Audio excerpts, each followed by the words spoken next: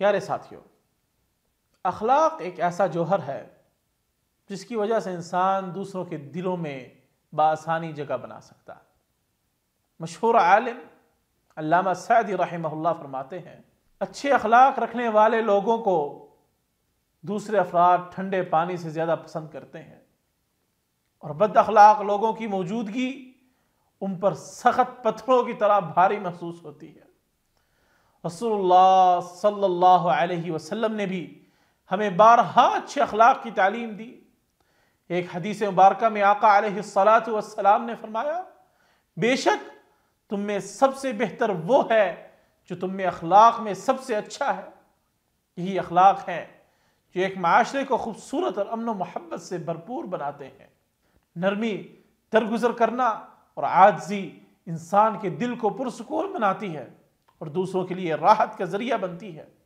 جب ہم دوسروں کے ساتھ مہربانی اور نرمی سے پیش آتے ہیں تو نہ صرف ہم اللہ کے قریب ہوتے ہیں بلکہ ہمیں لوگوں کی محبت اور احترام بھی ملتا ہے۔ یہ بات ہمیں یاد کرواتی ہے کہ عاجزی اور انکساری میں کتنی برکت اور عظمت ہے۔ لہٰذا اپنے عمل کو اچھے اخلاق کی صفت سے مالا مال کر لیں، اس صفت کو اپنائیں اور اس بات کو یاد رکھیں کہ اللہ تعالیٰ نے ہمیں نیک اخلاق اور بلند کردار کا حامل ہونے کا حکم دیا ہے۔ یہی اخلاق ہماری زندگی کو کامیاب اور پرسکون بنا سکتے ہیں اور آخرت میں ہمارے بلند درجات کے حصول کا ذریعہ بن سکتے ہیں۔